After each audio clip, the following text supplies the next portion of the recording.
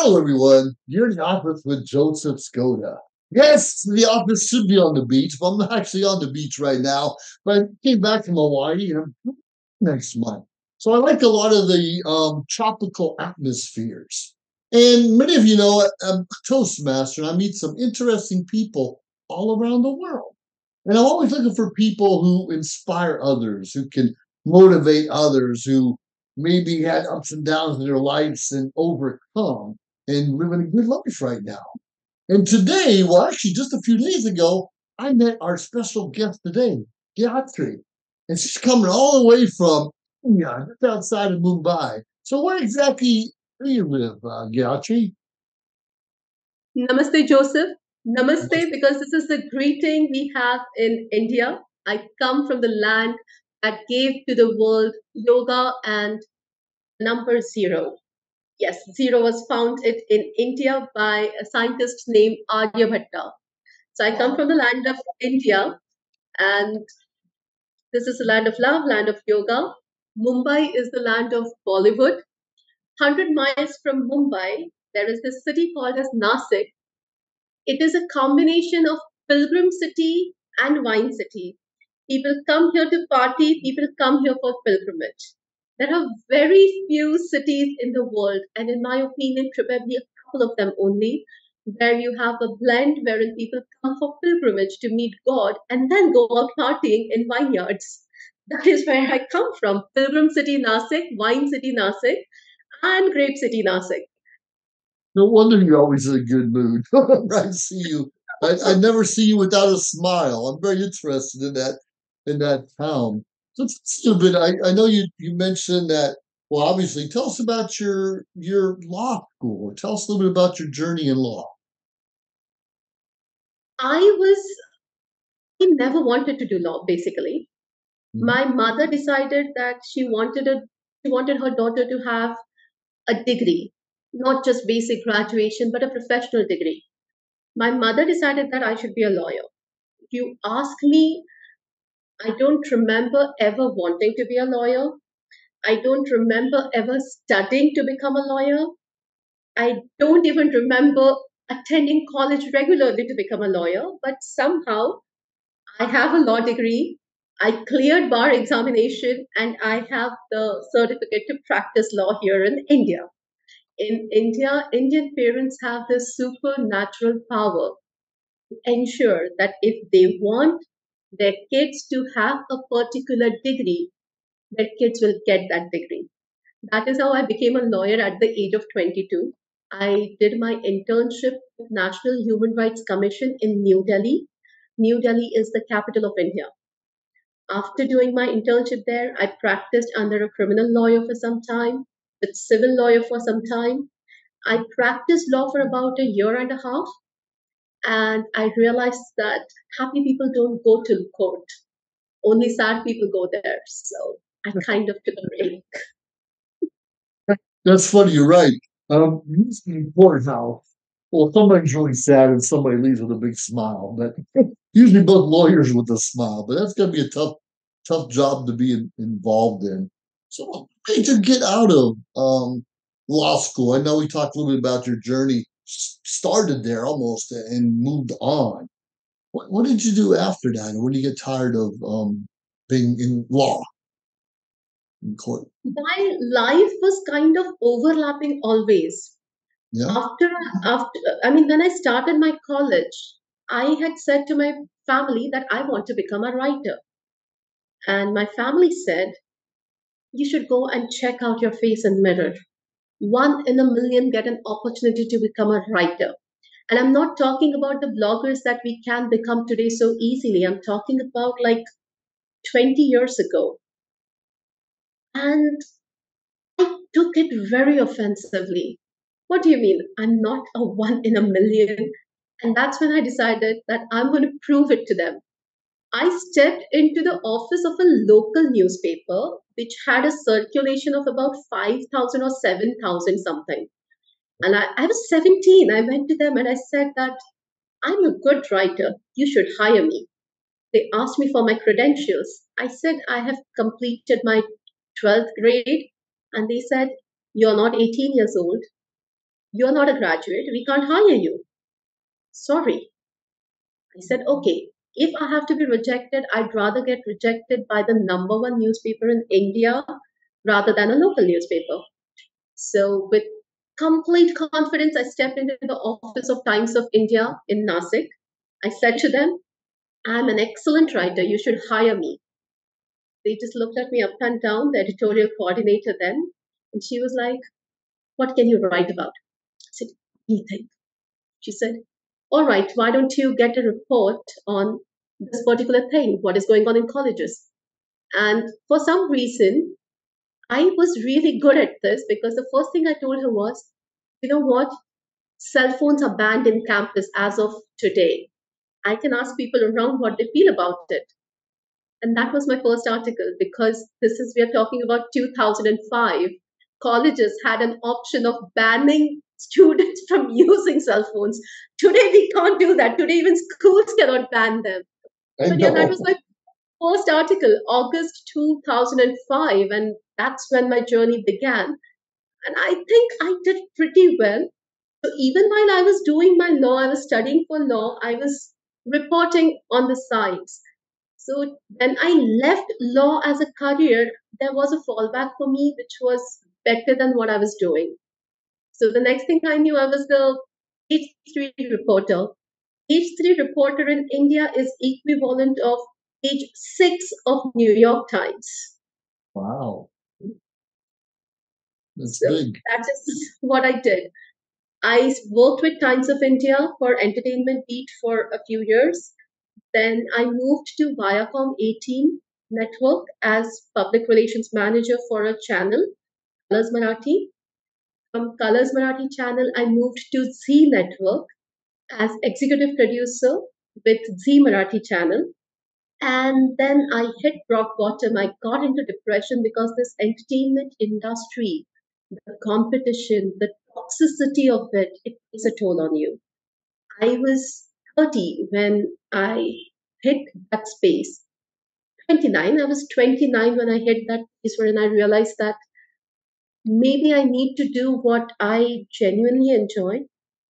Sure. During this entire time, I was also indulged into various meditation practices since I Hmm. was 18 years old.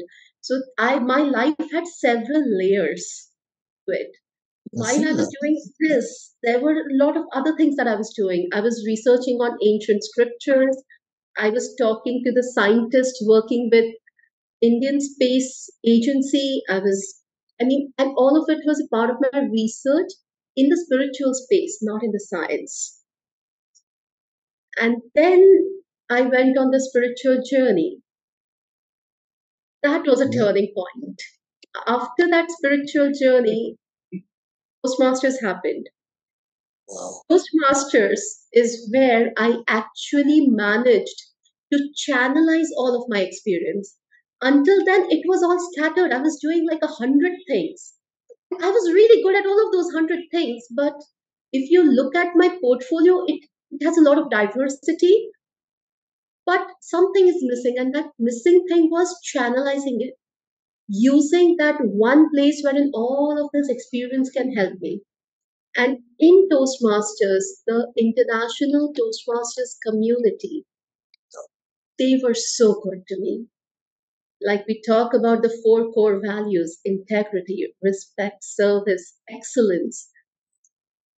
These four things, I met Toastmasters who genuinely embodied these core values, and I got guidance, I got feedback, I was allowed to make mistakes, I was allowed to fall down and get up again. They ignored my vices.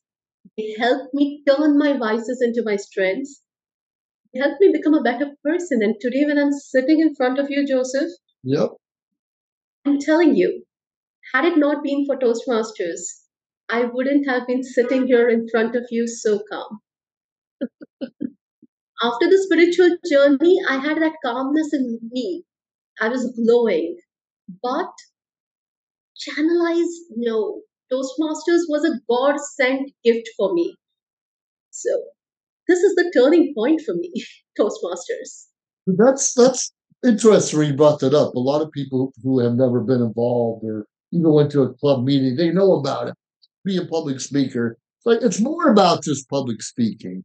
It's becoming better. It's not being afraid to fail because someone will pick you up and guide you and help you to the next level. And the next level may just be comfortable in your own relationship at home. Because we have a lot of people cannot even communicate with their spouse, let alone at the workplace. And that's very interesting how you brought that up. It helps you channel the different things that we already got going on. It's supposed to make us better at whatever we're doing out there. A little bit more about that journey you went on shortly after or during the Toastmasters time. Tell us about that journey. Like I said, my last job was with Z Network. The whole Mhm. toxicity of the competitive entertainment industry, the jealousies, the Sure. dirty politics, the leg pulling, it got to me and I hit rock bottom. And I realized I was not liking the person I was becoming because deep down I was not that person. So I just left everything and I decided, and I literally put on my white robes. I took a staff in my hand and I left everything, my family, my friends, and everybody in the family was okay. She'll return in 15 days. Let her have her fun. I mean, half of them were laughing at me, and half of them were not sure what I was doing. And let me give you a glimpse of how I used to be dressed during that time. So, this is how I used to be dressed, Wow. and that is all I had. One set I used to wear, and one set was always in my bag. After this is one of the forests where forest of Amarkantak. It is a Yeah. wildlife safari as well. River Narmada originates in this particular place. And these are the kind of roads I walked on barefoot.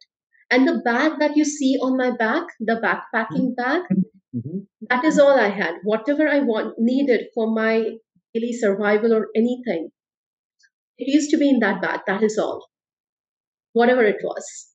Wow. And then sometimes we had to, I was not carrying debit card, I was not carrying credit card, I was not carrying any money. So whenever I used to be hungry, I used to go to the temples, sometimes churches, mosques. People used to be walking, and I would tell them that I'm hungry. Do you think you can feed me something from your home? And if they had one chapati or bread, they would give it to me. Sometimes they would give me a packet of biscuit. They would ask me for tea, and that is how God took care of me. I was short of nothing. And Wow. sometimes we had to cook for ourselves, but we did not have the gas system or anything. So we used to put three stones together. We used to gather all the wood around from the forest area, and we used to cook like this. And we used to have this kind of raw material. They used to give us oil, a couple of potatoes, Mhm. a fistful of lentils, That a holds. little bit of flour. And there used to be, let's say, three or four of us who are in the spiritual journey, the monks. Now, I was not a monk, but I was living life of a monk. So for that duration, I was considered as a monk. Sometimes God was more generous than you could expect. People would even let me stay in their houses, and these are the kids of that one village where I stayed in for some time. Wow. That journey was a very transforming space for me. Rishikesh is known as the yoga capital of world. I spent a lot of time in Rishikesh learning various meditation techniques, right from Shakti Sanchalan, Chakra meditation, Mhm. Sufi meditation, Buddhist meditations, whatever, like under the sky, any kind of meditation. I learned it there. And of course, how can we miss out on the Beatles ashram that we have in Rishikesh? It was a fabulous experience on the banks of River Ganga, and I learned a lot over there. The reason why these journeys become so important is that we say that our body is made out of five elements: earth, fire, wind, water, and ether. Today, we are living in the times where even in our own houses, we walk with the chapels on. The footwear is on. We are wearing some slippers or something we have on our feet. Sure. How many times, Joseph, does your feet really touch the ground? Rarely, rarely, not that often. So, our body is made out of five Mhm. elements, and we are not even connecting with one element which is easiest to connect. Wow. During Pinpoint. this journey, I connected with the earth element and I realized that earth element was connected with, I mean, this is something I do with my clients when they are going through, they are on the verge of depression because we are on the verge of depression when we are hopeless. We don't Sure. think there is anything in our life to do. Our foundation is shaken and we have no motivation to do anything. That connection with Mother Earth, that direct connection, constantly being in touch with her, it kind of activated my root chakra, which was almost gone. And then something happened, and I felt that motivation, but there still needed a lot of things to happen. The second element we talk about is water. Water is another element that we are made of. Now, that is one element that we are not really away from because you drink water every day, I drink water every day, we Yeah. bathe every day. So water is one element which always stays with us. I'm drinking it from the Toastmasters bottle. Hey, So man. water is one element that we are not depriving ourselves of. That was taken care of. Therefore, I never lost that joy. Hmm. Sometimes people lose the ability to enjoy things around them. Sure. Like everything is best, and they still say that everything is as I want, but I'm not feeling that joy that I should feel. And that Very is when common. we know that something is wrong with the sacral chakra. And then I realized that, okay, water is not just about drinking, water is not just about bathing. Why is it that we feel such calmness when we sit by a water body? Lakes, rivers, beaches. You have a beach right behind you, and Right. you have been visiting beaches of late. Why is it that you feel calm? Because it just somehow, unknowingly, you feel joy. Because water element connects you with that. Sacral chakra ensures that you are enjoying Sure. around you. It's not just temporary joy, it's joy from within that you experience, the state of happiness, not the happiness you get after something happens. Sure. Next element is fire, that is your solar plexus. How many times do we go near fire these days? I mean, notice it, Joseph, a question for you. Yes. Do you remember your mother cooking, your grandmother cooking? Yes. And how were they as women? Were they timid or were they very strong women? Oh, they were strong women. And They were strong women. did you sometimes feel that they were probably stronger than your father or your grandfather? Say Well, we emotionally, mentally. mostly mentally, but you can't tell them that. You can't You tell my can't tell them grandma. that. You can't tell them that. But yes, no, the women in our family were a little bit stronger. But we have different roles. The women are stronger in some areas and men in others. But emotionally, mentally, definitely the women, definitely. One of the reasons that women are often emotionally, mentally strong is that they spend a lot of time in front of fire when they are cooking. Oh, Relatively, if you notice, men don't spend that kind of time in front of fire. And you will notice that for ages, some men, for no good reason, would insist that they will make one tea a day. One time they would make tea or coffee themselves. They wouldn't ask their wife or daughter to make it for them. What is it? I mean, we talk about patriarchy and everything. This is against the whole patriarchal system, but why did that man really feel like going to fire? It was nothing to do with him helping his wife. It was about, it felt Good to him that he was with fire for some time. He needed that fire because fire element gives you courage. Wow. During that journey, I am not a cook. I relied on my mother to cook for me.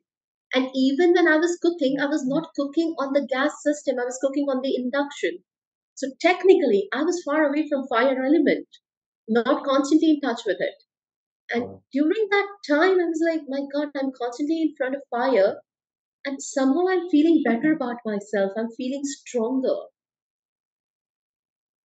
Then next step was the wind, the air as element.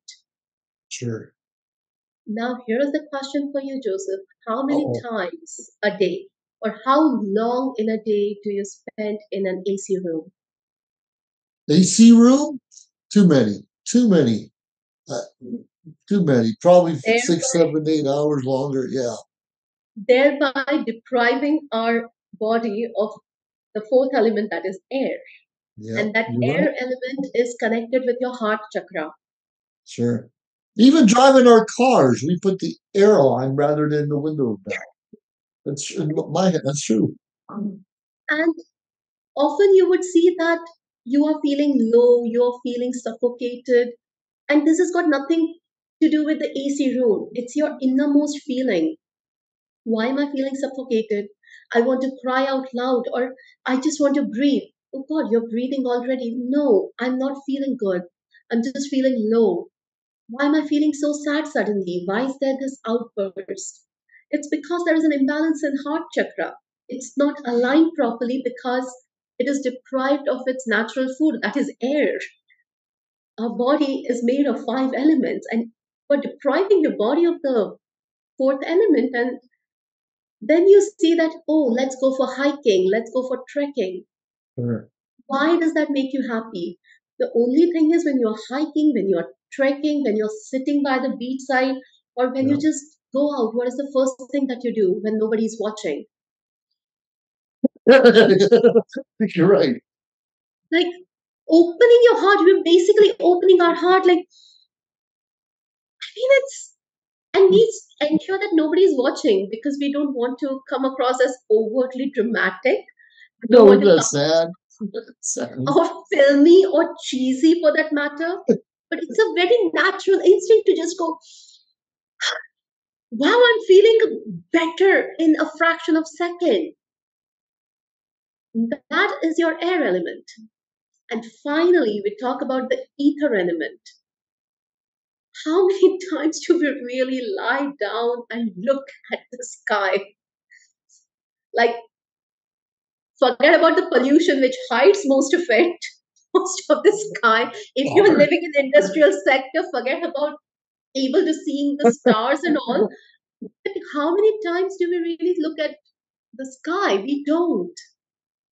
Not We really. have to That's be told that, otherwise, if you look at our forefathers, it's a full moon. There used to be certain types of moons. They used to come out and they used to what?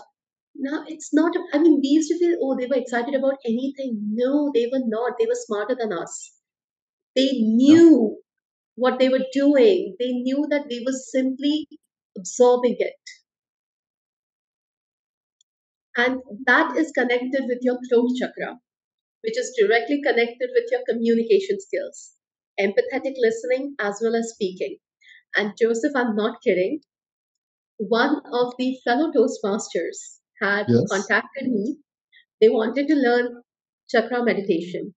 Now, this person was a toast has had been a Toastmaster for about 4 to 5 years Sure. and was struggling with a lot of ahs and ums. This person started meditating on throat chakra, or in Sanskrit we call it as Vishuddhi chakra. Okay. And within 3 weeks, the ahs and ums were gone. I was also amazed. I was also amazed. Like 21 days, and after 21 days, I said, if I just tell all the Toastmasters that do this and get rid of all ahs and ums, they'd be so happy because then our counter would have no job to do. But it was not that it eliminated the ahs and ums, it just helped her with the flow of thoughts. That is all. It helped Wow. them with the flow of thoughts.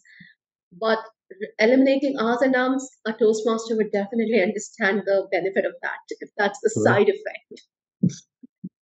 And then we talk about the third eye chakra, which is like the culmination of all the five elements. And the final one is crown chakra. So if you're asking me what did I do in the whole 2 years long journey, what I was doing was I was kind of enlightening myself, enriching myself, and strengthening myself.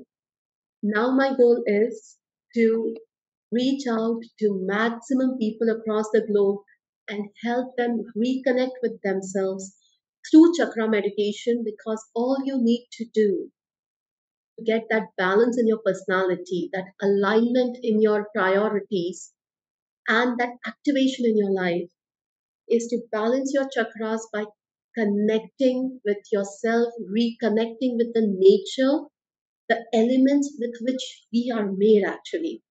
To spread awareness about that.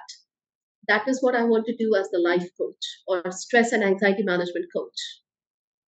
Wow.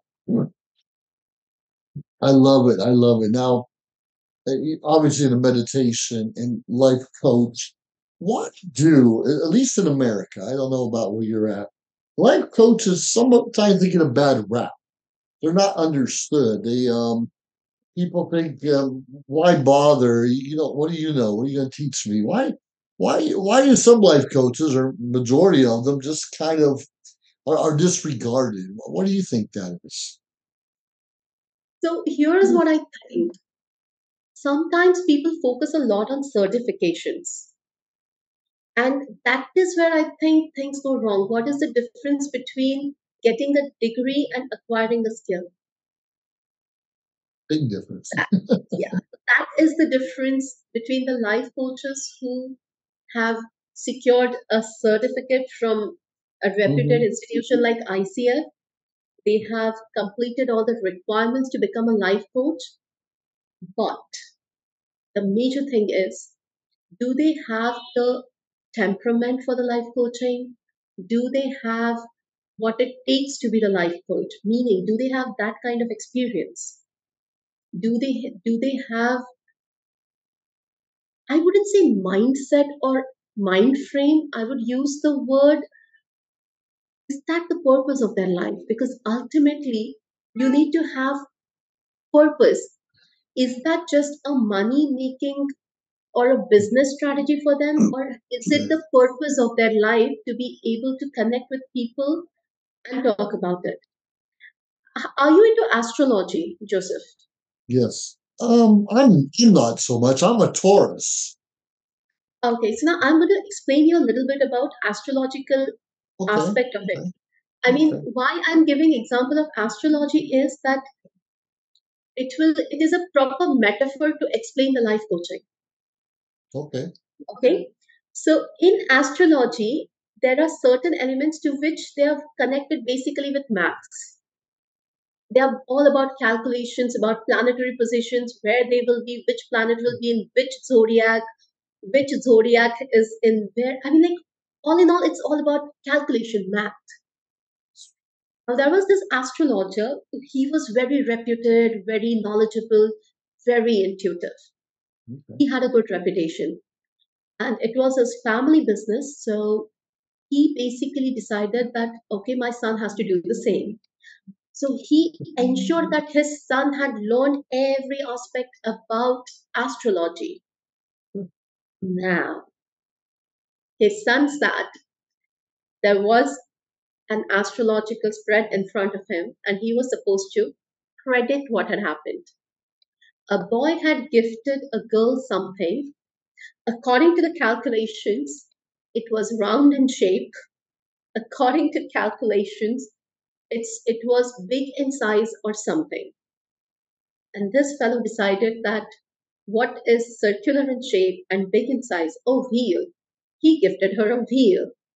And that astrologer understood that merely knowing calculations and merely knowing the theory cannot make you an astrologer. Intuition. Intuition is the thing. And just because it's a gift given to a girl by a boy, it cannot be a be an earring or a ring or a necklace or a bangle necessarily. That gift was basically he had gifted her a plate which was engraved in a few things. Likewise, in life coaching, you may get your theory right, but how are you going to get the intuition? How are you going to get the connection? How are you going to know whether the person is lying to you? Because when you have a person sitting in front of you, as the life coach, I ask them, do you have a problem? They said, no, no problem. I have to just look at their face, and with all the meditation practices I have learned, I have to Okay. look straight into their eyes. I have to connect with their soul, and I have to just tell them that, okay, this is your problem. Whenever you're ready to talk, let's talk. That's not. So, life coaching, I think people lose reputation because they know their theory well. But I think before becoming a life coach, you have to go through certain experiences yourself. Sure. I need to know how it feels to have my heart broken. I need to know how a betrayal feels. I need to know how it feels when somebody very dear to you has humiliated you and you have to forgive that person. Before I tell that person, you know what? There is no point in complaining. There is no point in whining. You just have to move on. That is theory. Process of that acceptance, process of that acknowledgement, process of that moving on. Life coach is expected to help over there. Often life coaches miss out on that. They simply tell what is expected. They are not themselves aware about the process, so they can't explain it. That's, that's true. I'm a life coach also, and I don't have a degree or license in it, but I'm involved. I work with veterans a lot, and a lot of them leave the military into the civilian world, and they lose their purpose. They no longer have an identity. They don't know where they fit in, and that's what my focus on. It's very interesting how you brought that up. We have to experience heartbreak ourselves and jealousies and loss of a loved one and so forth and so on for us to identify. And nothing's worse than someone telling someone else how to parent their kids and they don't have children of their own. We hear things like that a lot. It's like, come on, that's ridiculous so much. Bit about, and I saw this in your bio about emotional intelligence. Now, this is something that I started teaching a couple of years ago. But when I was first introduced to it, I thought it didn't make sense. I thought it didn't matter. I thought this is another made up story, but further from the truth as I got more and more involved. Tell us a little bit more about your emotional intelligence journey. Got it. About emotional intelligence, I was never into emotional intelligence. I was initiated into it by a company. So I was happily doing the stress and anxiety management thing. And during one of our sessions, they wanted to record some modules with me for their clients. And they wanted it to be a little different, but not regular thing, but connected to stress and anxiety management. There we were discussing what can we do differently for our clients. Now in India, emotional intelligence is a part of a big thing, big ancient scriptures which are already catering to the whole emotional intelligence part. And emotional intelligence as agreed by the emotional intelligence as agreed or taught in the American continent, it is not something that necessarily connects with the Indian counterpart. Now, for example, in emotional intelligence, we talk about 5 steps. Step number one is more to do with self awareness. So, we talk about the awareness part, then we talk about the self regulation part, and then, of course, we have the whole motivation and the empathy and the social skills. All of it is a little like, everything from motivation, empathy to social skills is something that can be achieved later on. People get stuck in the self-awareness and the self-regulation part. So when they asked me to record the modules for them, I had to tweak them a little bit to match with the temperament of people over here. So self-awareness had to be the awareness part. Self-regulation had to be split into two steps. First, acknowledgement, and then acceptance, and then actually working on it. Sure. More often than not, awareness is missing. Majority times there is awareness, but we don't have the courage to acknowledge it. And then comes the acceptance part, which is like the most difficult one. I'll simplify it for you. I am in love with this guy. This guy probably loves me. Now, this is like a very basic scenario. Everybody has been there, done that. Now, this guy probably, I know that he loves me, but he's not in that place yet. I'm not saying that he's cheating on me, but he's definitely, I am not as important to him as he is for me. Now, I have that awareness. But when Joseph asks me, I'm like, no, that's not true, Joseph. We mean a lot to each other. We may not be a perfect couple, but we love each other a lot. I take it as my personal self respect, ego, pride, whatever you want to call it. Finally, I am no longer in a position to ignore it or be in denial about it. I acknowledge that, okay, maybe his priorities are different from my priorities. Am I able to accept that? That is the choice I have to make. Am I willing to accept him the way he is? Or I am not going to accept him the way he is. There comes the third step, that is adapting with the situation. Acknowledge, accept, and adapt. If I choose to stay with him, I have to adapt with the fact that I will never be as important to him as he is for me. Or should I choose to move on from him, I have to adapt with the situation that, okay, I'm not marrying the guy I love, but I'm going to marry instead someone who loves me. So awareness is one part, but the whole self-regulation part has to be split into three steps.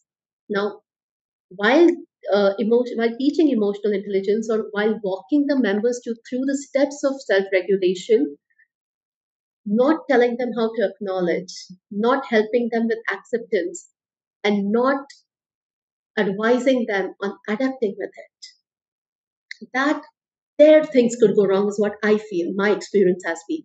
Rest, once the person is in that adapted space, you give him all the motivational talk and he'll be, yeah, right, you're right.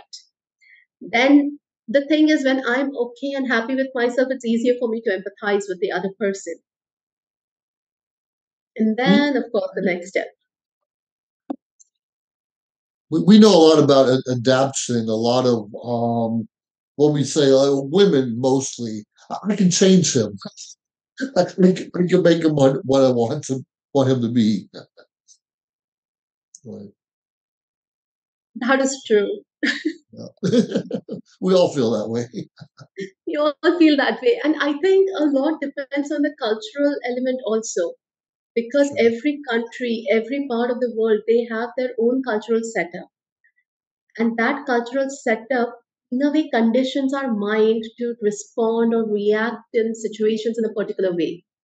So to really break through those cultural mindsets, it's not easy. That is one thing I feel. What is your take on the whole thing? I may be entirely wrong here. No. I'm talking too. That's why men, you often hear us say, yes, dear. Whatever you say, dear. I'll get right on it, dear. We even forget their names sometimes. Yes, dear. More easy to, okay, what do you want me to do now? And it's a good relationship, but it's not always happy on both sides. And I think everyone should be happy. Understand, we all can't be happy. We cannot always give 100. It's not 50% relationship. It should be 100%, 100%. And sometimes we can't give 100% due to sicknesses, illnesses, other stresses in her life.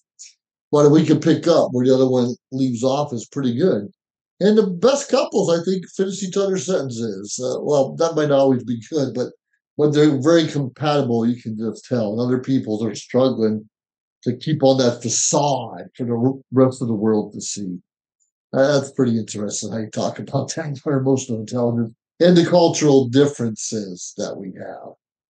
Yeah. So, anyways, you gave us some great insight about your life. You talked a little bit about law.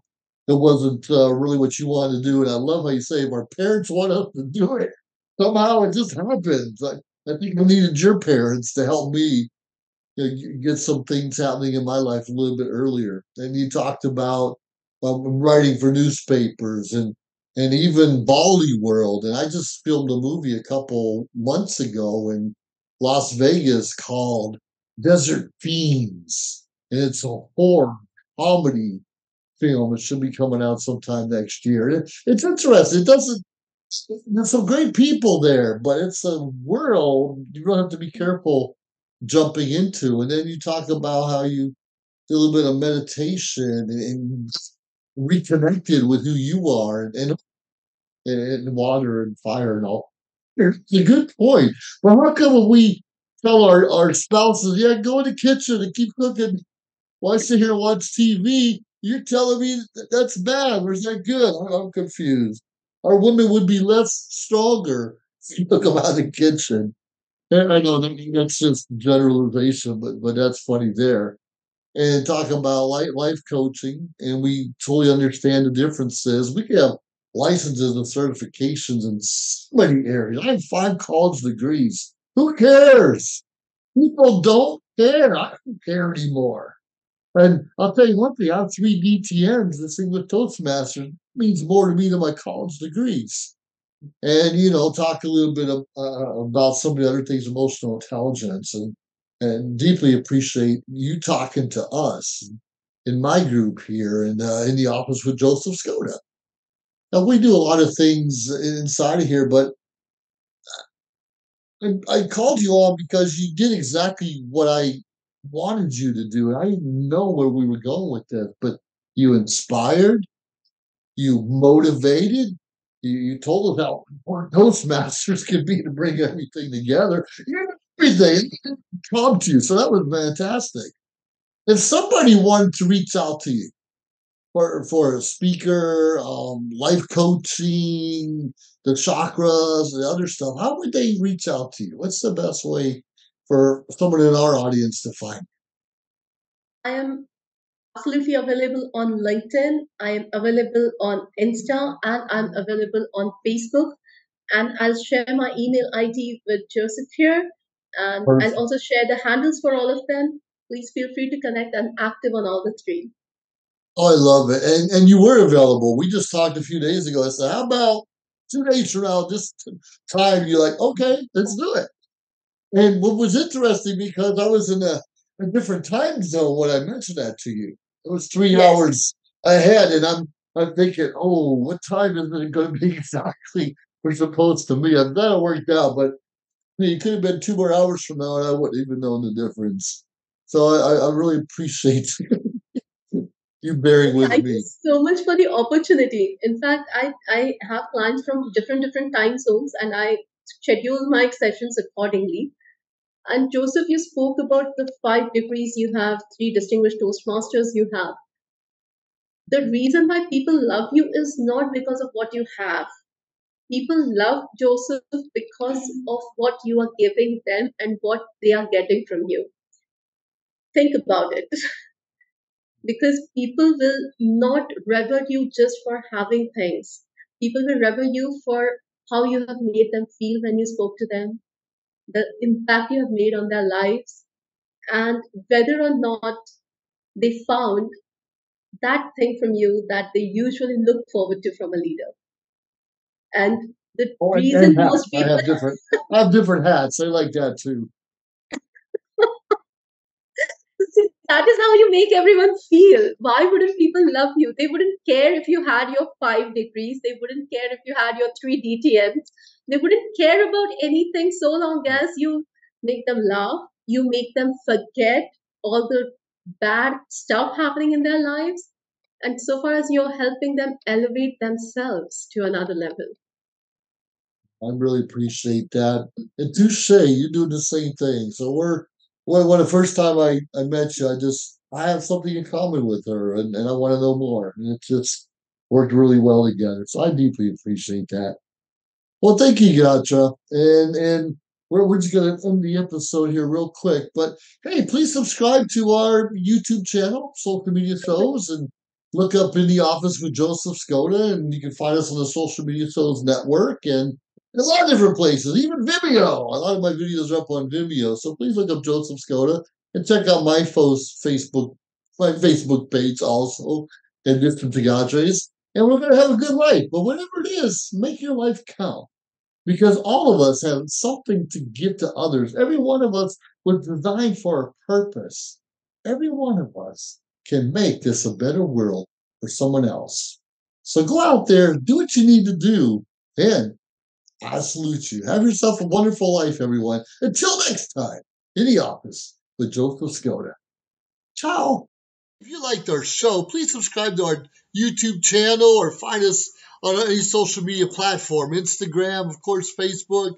Like, subscribe, share. We appreciate it. Let us know your thoughts and join our team. Anyways, we appreciate you staying tuned week after week, day after day, because we continuously build up our network to bring to you what you're asking for. Have a great day.